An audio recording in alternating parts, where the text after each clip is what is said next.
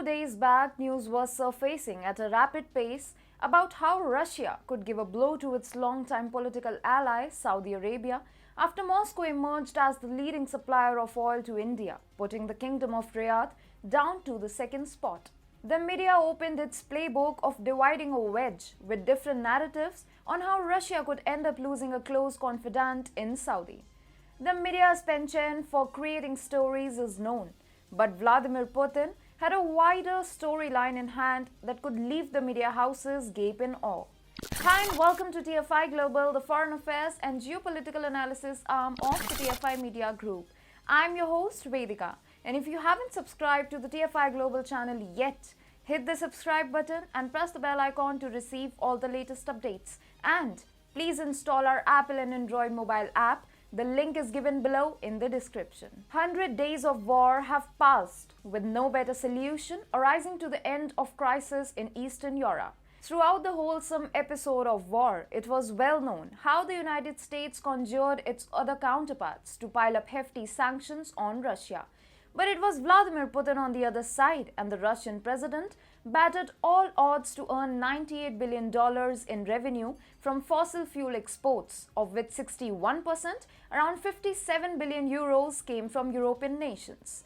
The unfolding of the war has shown how the explosive talks against Russia from European countries went awry after Russia halted gas supplies to countries not trading in rubles. By large, Europe is dependent on Russia for oil and food supplies, but the tall talks from the US forced the European nations to join hands against the Russian aggression. Interestingly, the same set of European countries is now shifting to a friendly tone with Russia to avoid further denigration from Putin's hands.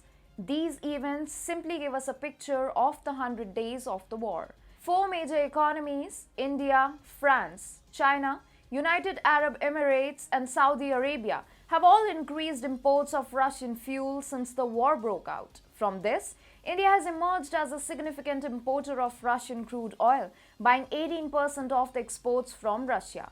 This news happened to garner more attention than it deserved simply for the fact that it was Saudi that was previously the largest exporter of oil to India.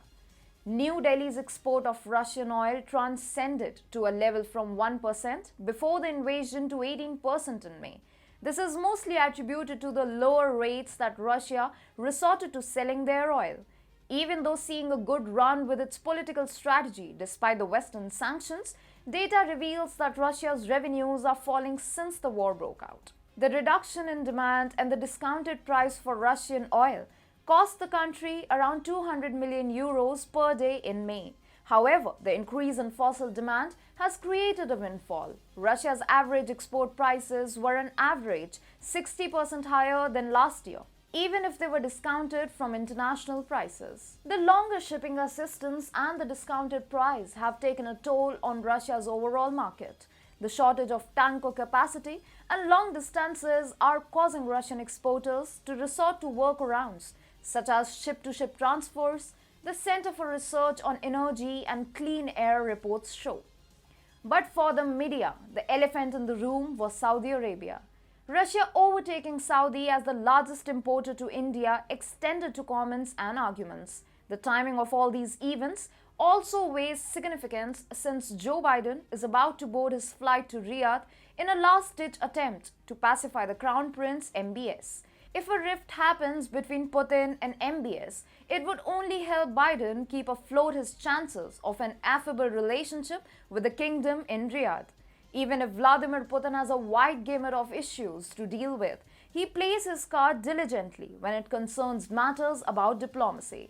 A significant number of Russian crudes is exported to Saudi at a cheaper price, from which Riyadh rebrands it and resell it to the world as Saudi oil. With the media houses clueless about this happening, Russia is making all attempts to keep Riyadh in good humor. Saudi is benefited, and so is Russia.